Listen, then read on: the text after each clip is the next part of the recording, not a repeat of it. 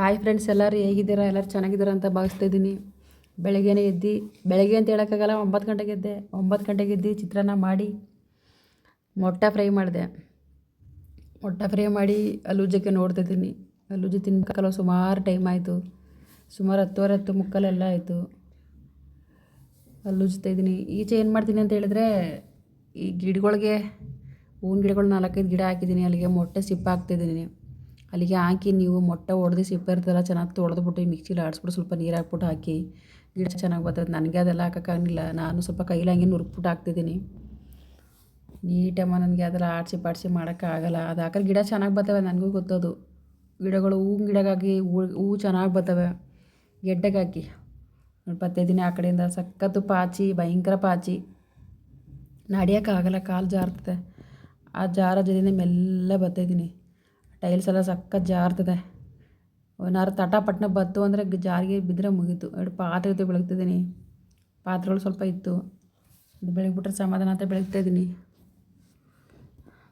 ಮನೆ ಕೆಲಸವನ್ನು ಮುಗಿದ್ರೆ ಸಮಾಧಾನ ಅಲ್ವ ಹೆಣ್ಮಕ್ಳಿಗೆ. ಒಂದು ಮನೆ ಗಲೀಜಾಗಿದ್ದರೆ ಸಾಕಾಯ್ತದೆ.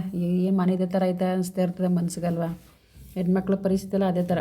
ಒಂದಿನ ಆಗಿಲ್ಲ ಅಂತ ಮನೆ ಕಂಡ್ರೆ ಮನೆ ಪರಿಸ್ಥಿತಿ ಅದೇ ಥರ ಇರ್ತದೆ. ಪಾತ್ರೆ ಎಲ್ಲ ಬೆಳಗಿ ಇನ್ನು ಕೆಲಸ ಎಲ್ಲ ನಿಧಾನ ಮಾಡ್ಕೊಬಿಟ್ರೆ ಸಮಾಧಾನ. ಇವತ್ತು ಭಾನುವಾರ ಅಲ್ವಾ, ಅಷ್ಟೇನು ತೊಂದರೆ ಅನಿಸಲ್ಲ. ಮನೇಲಿ ಮಕ್ಕಳೆಲ್ಲ ಇರ್ತಾವಲ್ಲ.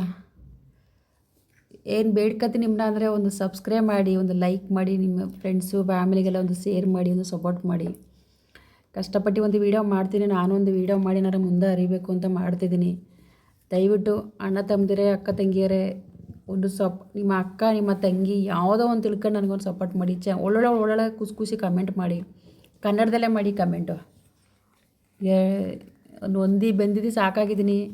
ಟೆನ್ಷನ್ ಹಾಕೋ ಥರ ಕಮೆಂಟ್ ಮಾಡಬೇಡಿ. ಒಂದು ಖುಷಿಯಿಂದ ಕಮೆಂಟ್ ಮಾಡಿ. ನಾನು ಖುಷಿ ಪಡ್ತೀನಿ.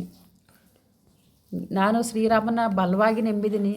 ಶ್ರೀರಾಮನ ಎಲ್ಲರಿಗೂ ನಿಮಗೂ ಒಳ್ಳೇದು ಮಾಡಲಿ. ನಿಮಗೆ ನಿಮ್ಮ ಫ್ಯಾಮಿಲಿಗಳಿಗೆ ಎಲ್ಲರೂ ಒಳ್ಳೇದು ಮಾಡಿ, ನಿಮ್ಮ ಸಕ್ಸಸ್ ಎಲ್ಲ ದೇವರು ಕೊಡಲಿ ಅಂತ ನಿಮ್ಮನ್ನ ಕೇಳ್ಕೊತೀನಿ.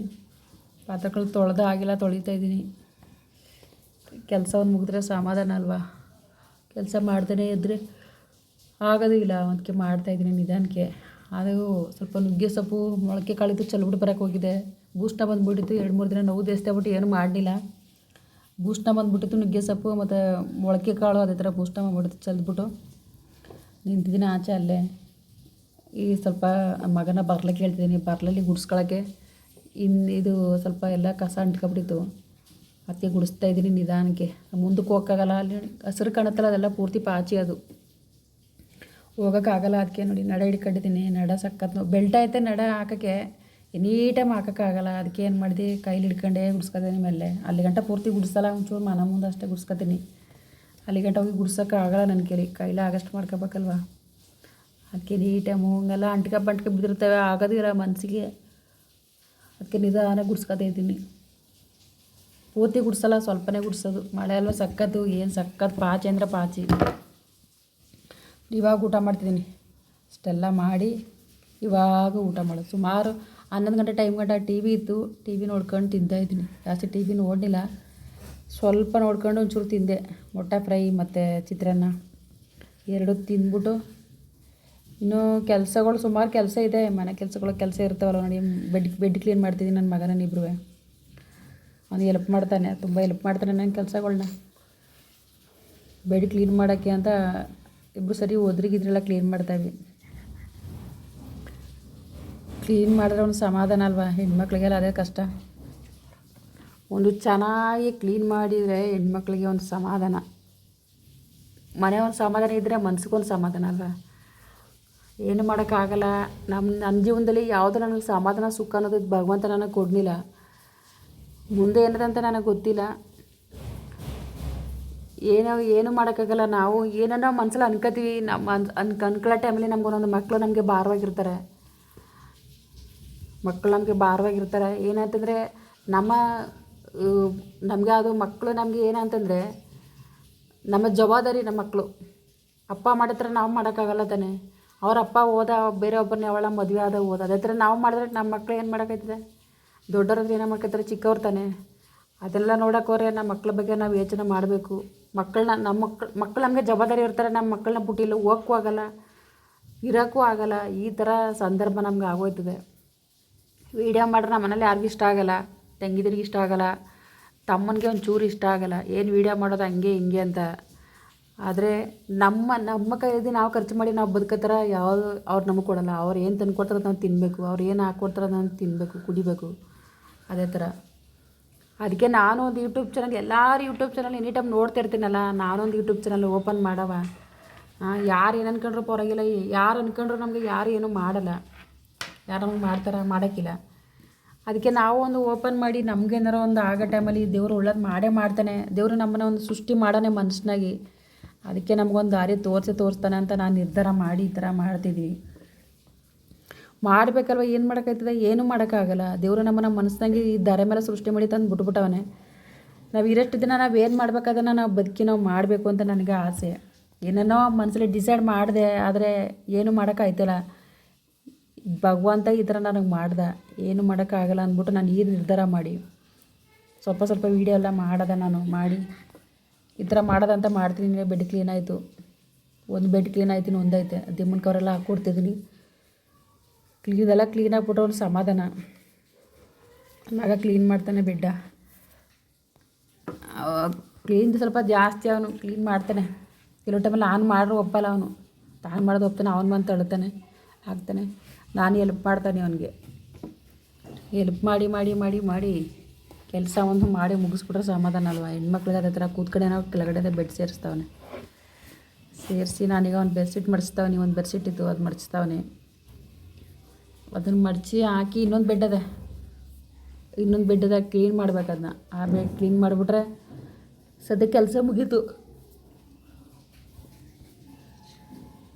ಮುಗೀತು ಅಂತ ಅನ್ಕೋಬೇಕು. ಯಾಕೆ ರಾತ್ರಿ ನಿದ್ದೆ ಮಾಡಿಲ್ಲ, ಕಣ್ಣು ಒಂಥರ ಆಯ್ತಾವೆ. ರಾತ್ರಿ 1 ಗಂಟೆ ರಾತ್ರಿಗೆ ನೋವು ಶುರುವಾಯಿತು ನನಗೆ. ಒಂದು ರಾತ್ರಿಯಲ್ಲಿ ನಾನು 1 ಗಂಟೆ ರಾತ್ರಿ ನಿದ್ರೆ ಮಾಡಿದ್ದು, ಒಂದೇ 1 ಗಂಟೆ ಟೈಮ್ ಅಷ್ಟು ನಿದ್ರೆ ಮಾಡಿರೋದು ನಾನು. ನಿದ್ರೆ ಬರಲಿಲ್ಲ, ಫುಲ್ಲು ನೋವು. ಅಂತೂ ಬಿಸಿನೀರು ಚೆನ್ನಾಗಿ ಕುದಿಸ್ಬಿಟ್ಟು ಒಂದು ಬ್ಯಾಗ್ ಅದೇ ಬಿಸಿನೀರು ಬ್ಯಾಗು, ಆ ಬ್ಯಾಗಲ್ಲಿ ನೀರು ಹಾಕ್ಕೊಂಡು ಚೆನ್ನಾಗಿ ಬಿಸಿ ಕೊಟ್ಟೆ ಎಲ್ಲ ಕಡೆ ಬಿಸಿ ಹಿಡ್ದು. ಆ ಬಿಸಿ ಹಿಡಿದ್ಮೇಲೆ ಸ್ವಲ್ಪ ಹಂಗೆ ಬಿಸಿ ಹಿಡ್ದು ಹಂಗೆ ಮನೆ ಕಡೆ ಇನ್ನು ಬೇರೆದೊಂದು ಬೆಡ್ ಅದ, ಆ ಬೆಡ್ ಕ್ಲೀನ್ ಆಗ್ತಾನೆ ಇಲ್ಲಿ. ಈ ಬೆಡ್ ಸ್ವಲ್ಪ ಭಾರ ಎತ್ತಕ್ಕಾಗಲ್ಲ, ಏನು ಎಳೆಯೋಕ್ಕಾಗಲ್ಲ ನನಗೆ. ಇವೆಲ್ಲ ಭಾರ ಯಾವುದು ಎಳೆಯಂಗಿಲ್ಲ ನನಗೆ. ಭಾರನೇ ನಾನು ಮುಟ್ಟಂಗಿಲ್ಲ. ಒಂದು ತಲೆ ಮೇಲೆ ಭಾರ ಎತ್ತಂಗಿಲ್ಲ, ಜೋರಾಗಿ ನಡೆಯೋಂಗಿಲ್ಲ, ಕೆಳಗೆ ಬೊಗ್ಗಂಗಿಲ್ಲ, ನೆಲದಲ್ಲಿ ಕೂತ್ಕೊಳ್ಳೋಂಗಿಲ್ಲ. 2 kg ಮೇಲೆ ನಾನು ಭಾರ ಹೊರಂಗಿಲ್ಲ, ಎತ್ತಂಗಿಲ್ಲ ಕೈಲಿ. 2 kg ಮೇಲೆ ಕೈ ಮೇಲೆ ಭಾರ ಎತ್ತಂಗಿಲ್ಲ, ತಲೆ ಮೇಲೆಲ್ಲ ಕೈ ಮೇಲೆ ಎತ್ತಂಗಿಲ್ಲ ಭಾರ. ಒಂದು ಸ್ಕೂಟ್ರಲ್ಲಿ ಕೂತ್ಕೊ ಹೋಗಂಗಿಲ್ಲ, ಜಾಸ್ತಿ ಜರ್ನಿ ಮಾಡೋಂಗಿಲ್ಲ. ಹೋದರೆ ಬಸ್ಸು, ಹೋದರೆ ಟ್ರೈನು ಅವಾಟ್ರಲ್ಲಿ ಹೋಗ್ಬೋದು ಅಷ್ಟೇ. ಅದು ಕೂತ್ಕೊಂಡು ಹೋದ್ರೂ ಮನೆ ಕಡೆ ಹೋಗ್ಬೇಕು, ಜಾಸ್ತಿ ಕೂತ್ಕೊಂಡು ಜರ್ನಿ ಮಾಡೋಂಗಿಲ್ಲ ಅಂತ ಹೇಳೋರೆ. ಯಾಕಂದ್ರೆ ಪೈನಲ್ ಕೊಡಲಿ ಸ್ಕ್ರೂ ಅಲ್ವಾ, ಆ ಥರ ಹೇಳೋರೆ. ಏನು ಮಾಡೋದು ಎಂತ ಮಾಡಬೇಕಂತ ಗೊತ್ತಿಲ್ಲ. ನೋಡವ ದೇವ್ರು ಏನು ಮಾಡ್ತಾನೆ ಅಂತ. ಒಂದೊಂದು ಸಹಾಯ ಮಾಡಿ ನಮಗೆ ದೇವರು ಒಂದು ಬದುಕಕ್ಕೆ ಒಂದು ಸಹಾಯ ಮಾಡಿಕೊಟ್ರೆ ಶ್ರೀರಾಮ ಸಾಕು ಅಷ್ಟೇ. ಇನ್ನೇನು ಹೇಳೋಕ್ಕೆ ಇಷ್ಟಪಡಲ್ಲ ನಾನು. ಎಲ್ಲರೂ ಒಂದು ಸಹಾಯ ಮಾಡಿ ನನಗೆ, ನಮ್ಮ ಯೂಟ್ಯೂಬ್ ಚಾನಲ್ಗೆ ಒಂದು ಸಹಾಯ ಮಾಡ್ರೆ ನಮಗೂ ಒಂದು ಸಮಾಧಾನ ಅನಿಸ್ತದೆ. ಈ ಬೆಡ್ಡು ಸ್ವಲ್ಪ ಸಖತ್ ಭಾರ ಇದೆ, ಎತ್ತಕ್ಕಾಗಲ್ಲ. ಅದಕ್ಕೆ ಅಲ್ಲಿ ಸ್ವಲ್ಪ ಸಹಾಯ ಮಾಡ್ತಾವನೆ. ಆ ಸಹಾಯದಿಂದ ಈ ಕಡೆ ಮಾಡ್ತಿದ್ದೀನಿ. ಕ್ಲೀನ್ ಹಾಕೋರು ಒಂದು ಸಮಾಧಾನ ಅಲ್ವಾ? ಒಂದು ಮನೆ ಸಮಾಧಾನದಿಂದ ಮನಸ್ಸಿಗೆ ಒಂದು ಸಮಾಧಾನ, ಇಲ್ಲಾಂದ್ರೆ ಸಮಾಧಾನನೇ ಅನಿಸಲ್ಲ. ಏನು ಮನೆ ಈ ಥರದೇ ಪೂರ್ತಿ ಬೆಡ್ ಕ್ಲೀನ್ ಆಯ್ತಿದ್ದು. ಕ್ಲೀನ್ ಆದಮೇಲೆ ಇನ್ನು ಕಸ ಗುಡ್ಸೋದೊಂದಿದೆ. ತಲೆ ಅಗ್ರ ಆಗ್ಬಿಟ್ಟದೆ, ಕೆರ್ಕತ್ತಿದ್ದೀನಿ ಪರ ಅಂತ. ಅದೇ ಕ್ಲೀನ್ ಆಯ್ತು. ಈಗ ನನ್ನ ಮಗ ಕಸ ಗುಡ್ಸ್ಕೊತೀನಿ ಕಣಮ್ಮ ಅಂತ ಹೇಳ್ದೆ. ಕಸ ಗುಡಿಸ್ತಾವನೆ. ಕಸ ಒಂದು ಗುಡಿಸಿದ್ರೆ ಸಮಾಧಾನ ಆಯಿತು.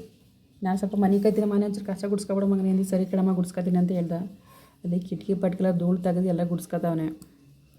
ಕ್ಲೀನ್ ಚೆನ್ನಾಗಿರ್ತಾನೆ, ಚೆನ್ನಾಗಿ ಕ್ಲೀನ್ ಇರ್ಬೇಕು ಅವ್ನಿಗೆ ಎನಿ ಟೈಮು. ಈಗ 13 ವರ್ಷ ಆಯಿತು ಅವ್ನಿಗೆ. ಈ ಜೂನ್ 26 ಹೋಯ್ತಲ್ಲ, ಅದಕ್ಕೆ 13 ವರ್ಷ ಆಯಿತು. ಚೆನ್ನಾಗಿ ಎಲ್ಲ ಗುಡಿಸ್ತಾನೆ, ಎಲ್ಲ ವಾತರಿಸಿ ಚೇರು ಬರಲಿ ಎತ್ತಿ ಮಡಗಿ ಗುಡಿಸ್ತಾವನೆ. ಏನು ಮಾಡೋಕ್ಕಾಗಲ್ಲ, ನಮ್ಮ ಕಷ್ಟಕ್ಕೆ ಮಕ್ಕಳು ಭಾಗಿಯಾಗಬೇಕಲ್ವ. ಎಲ್ಲರೂ ಕೇಳ್ಕೊಳ್ಳೋದು ಒಂದೇ, ನಮಗೊಂದು ಸಹಾಯ ಮಾಡಿ, ಸಪೋರ್ಟ್ ಮಾಡಿ ಅಂತ ಕೇಳ್ಕೊತೀನಿ. ಎನಿ ಟೈಮ್ ಕೇಳ್ತಾಳ ಅಂತ ಅನ್ಕ ಯಾರೋ ಬೇಜಾರು ಮಾಡ್ಕೋಬೇಡಿ. ಒಂದು ಸಬ್ಸ್ಕ್ರೈಬ್ ಮಾಡಿ, ಒಂದು ಲೈಕ್ ಮಾಡಿ. ಜ್ಯೋತಿ ಯೂಟ್ಯೂಬ್ ಚಾನಲ್ ಸಹಾಯ ಮಾಡಿ ಎಲ್ಲರೂ ಅಂತ ಕೇಳ್ಕೊತೀನಿ. ಯಾರೇ ಬೇಜಾರು ಮಾಡ್ಕೊಬೇಡಿ, ಎನಿ ಟೈಮ್ ಆದರೆ ಹೇಳ್ತಾಳೆ ಅಂತ ಬೇಜಾರು ಮಾಡ್ಕೋಬೇಡಿ. ಅಕ್ಕ ತಂಗಿಯರ ಅಣ್ಣ ತಮ್ಮಂದಿರು ಯಾರಾದರೂ ಪರವಾಗಿಲ್ಲ, ಗಂಡು ಮಕ್ಕಳು ಹೆಣ್ಮಕ್ಳು ಎಲ್ಲ ನನ್ನ ಬಂಧು ಬಳಗದವ್ರಂಗೆ ತಿಳ್ಕೊಂಡಿದ್ದೀನಿ.